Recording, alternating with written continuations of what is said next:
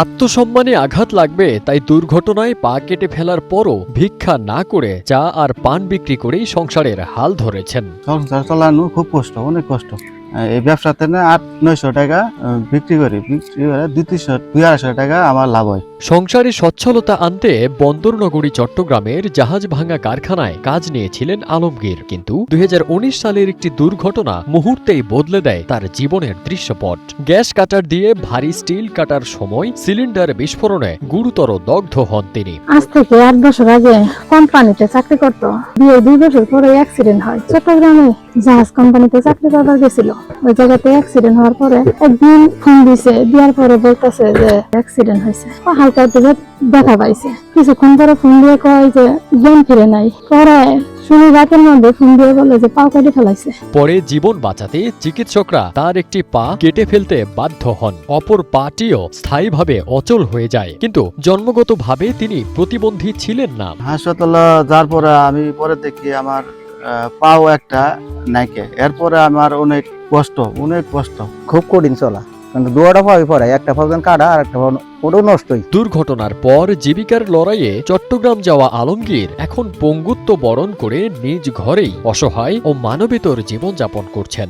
আমার সামর্থ্য নাইকে, কোনো কিছু নাইকে, মালিকে নিজে সম্পূর্ণ চিকিৎসা করছে। কিন্তু গ্যাসে ফুটে পোলাটা আমার অ্যাক্সিডেন্টে পাও নষ্ট হয়ে গেছে।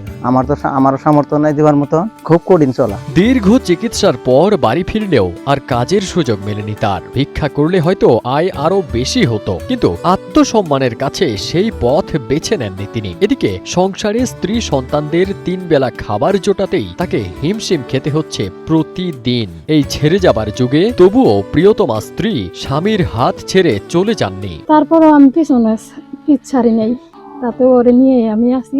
অনেক ভালো মনের মানুষ তো, তার জন্যই পিছাড়ি নেই।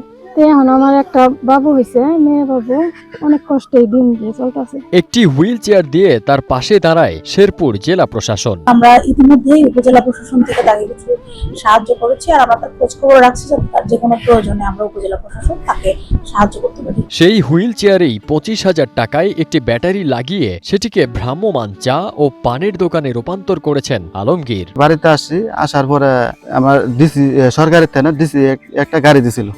এই গাড়িটা দিছে, গাড়িটা পরে আমি ব্যাটারি মোটর দিয়ে লাগায় পরে এই চা পানের ব্যবসা করতেছি। প্রতিদিন বাড়ি থেকে তৈরি চা ও পান নিয়ে বিভিন্ন এলাকায় ঘুরে 10 টাকায় তা বিক্রি করেন। দিনে 800 থেকে 1000 টাকা বিক্রি হলে লাভ হয় 200 থেকে 250 টাকা। এই দিয়েই কোনো মতে চলছে তার সংসার। এই ব্যবসাতে না 800-900 টাকা বিক্রি করি, বিক্রি করে 200-250 টাকা আমার লাভ হয়। এটা দিয়ে আমার সংসার চলে, খুব কষ্ট। ছোট এই ব্যবসাকে বড় করতে এবং সম্মানের সঙ্গে পরিবারের মুখে দুবেলা খাবার তুলে দিতে একটি সরকারি চালের কার্ড ও সামান্য মূলধন সহায়তার প্রত্যাশা করছেন আত্মনির্ভরশীল এই জীবন যোদ্ধা। অনেক কষ্ট।